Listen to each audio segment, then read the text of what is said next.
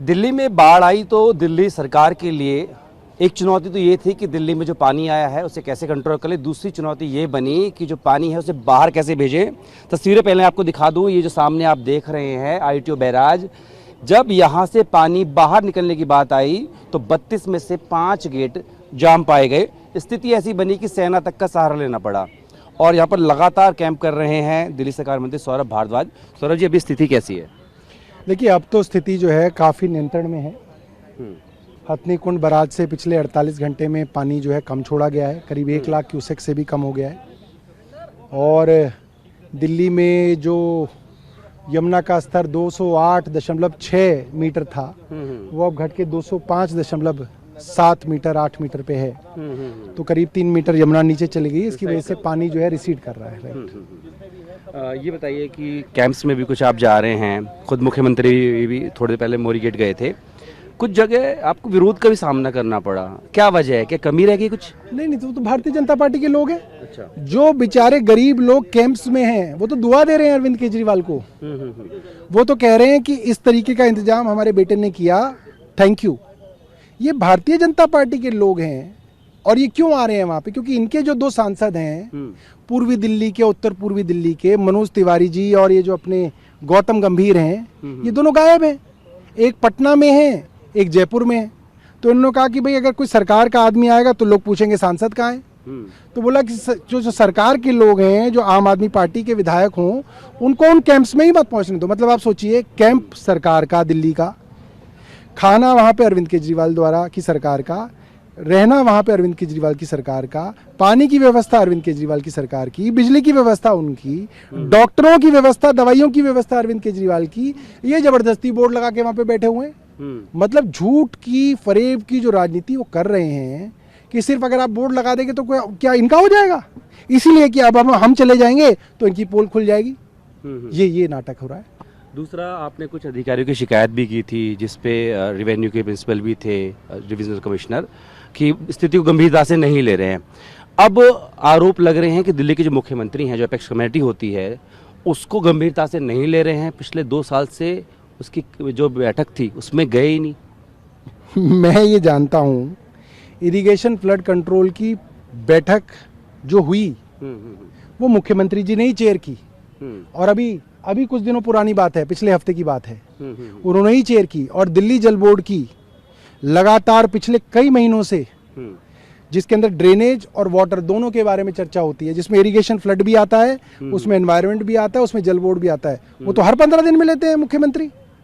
क्या बात कर रहे हैं LG साहब? उनको मालूम ही नहीं है कुछ। और जो नालों के अंदर घूम रहा था वो कौन था? LG साहब ही तो थे जो सब मीडिया वालों को लेके जो है नालों में घूम रहे थे। वो बोल रहे थे कि भाई ये नाला मैं साफ करा रहा हूँ, ये नाला मैं साफ करा रहा हूँ। जब नाले आप साफ करा रहे थे तो अब आप कैसे जो है सरकार के ऊपर दोष दे सकते हैं? LG साहब ढोल बजा रहे थे अपना कि मैंने नजफगढ़ नाला साफ कराया, मैंने शाहदरा ड्रेन साफ कराई, मैंने पूरी यमुना साफ कराई, यही तो कहते थे स्पेसिफिकली। अब वो कैसे कह सकते हैं कि जिम्मेदारी किसी और की थी? ये बहुत गलत है, उनको अपनी जिम्मेदारी माननी चाहिए। और तीसरी बात, भारतीय जनता पार्टी कहती है दिल्ली केंद्र शासित राज्य है, दिल्ली के ऊपर कंट्रोल केंद्र का होना चाहिए।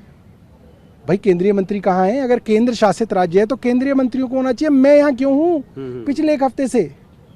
केंद्रीय मंत्री कहाँ है? उनको होना चाहिए। अफसरों के ऊपर कंट्रोल होने लेना हो तो ये केंद्र का राज्य है, केंद्र शासित राज्य है। काम करना हो तो अरविंद केजरीवाल का है। ये तो बड़ी अजीब बात है। कौन आदमी जो है केंद्र से सवाल पूछ रहा है? कौन आदमी जो है केंद्रीय मंत्री से सवाल पूछ रहा है? कौन आदमी है जिसने LG से कोई सवाल पूछा हो? चाहे अखबार हो, टीवी हो, सब लोग अरविंद केजरीवाल से, सरकार से सवाल पूछते हैं। क्यों पूछते हैं?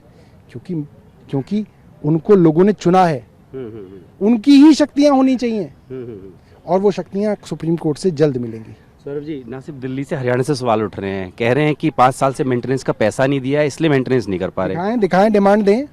कब डिमांड आई? इस साल भेजी हो उन्होंने, पिछले साल भेजी हो, उससे पहले भेजी हो। 1 हफ्ते पहले तक तो वो यही नहीं मान रहे थे कि ये बराज हरियाणा का है। रमेश विदुड़ी तो ट्विटर पे जो है मेरे को कह रहे थे कि सौरभ भारद्वाज झूठ बोल रहा है, ये दिल्ली सरकार का है। अब 1 हफ्ते बाद जब पोल खुल गई तो कम से कम ये तो मान लिया कि हरियाणा का है। आप बहानेबाजी ढूंढ रहे हैं कि साहब पैसे नहीं मिले। बताओ भाई, तुमने कब मांगे पैसे और हमने कब पैसे दिए इससे पहले? इससे कोई लेना देना नहीं है इसकी मेंटेनेंस का। सिर्फ और सिर्फ हरियाणा का काम है मेंटेन करना भी, और ये है भी उनका। हालांकि सीएम ने साफ किया कि एनटीपीसी का जिम्मा होता है। और मैं आपको आज कह रहा हूँ, मैं भारतीय जनता पार्टी की केंद्र सरकार को कह रहा हूँ, हरियाणा सरकार कह रहा हूँ, आज दे दो हमें। आज भी तुम्हारी नीयत साफ हो तो आज इस बैराज को दे दो, हम मेंटेन कर लेंगे। देंगे वो? नहीं देंगे, क्योंकि नीयत खराब है। मेरा आपसे आखिरी सवाल रहा, क्योंकि स्वास्थ्य का जिम्मा भी आपका है, इससे तो आपने पार लिया, अगली चुनौती स्वास्थ्य के तौर पे आने, बीमारियां फैल सकती है, इसको लेकर दिल्ली सरकार की क्या तैयारी है? इसके लिए हमारी जो है तैयारियां शुरू हो चुकी हैं। 1 हफ्ते पहले हमने सभी डिपार्टमेंट्स की मीटिंग ली है, उसके अंदर पूरा एक प्लान बनाया है किस तरीके से ब्रीडिंग को रोकेंगे।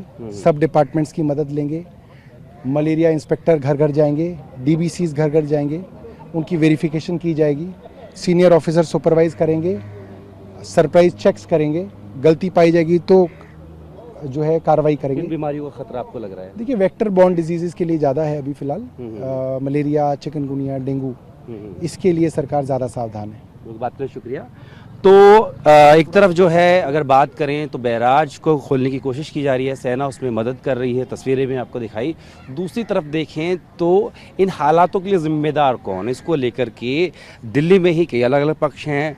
अधिकारी कुछ और कहते हैं, एलजी का दफ्तर कुछ और कहता है, दिल्ली सरकार कुछ और कहती है, और इस बीच क्योंकि स्टेक होल्डर इसमें एक हरियाणा भी है, तो हरियाणा की तरफ से अलग दावा किया जाता है। वीडियो सहयोगी राजेश के साथ जितेंद्र भाटी, टीवी 9 भारतवर्ष, दिल्ली।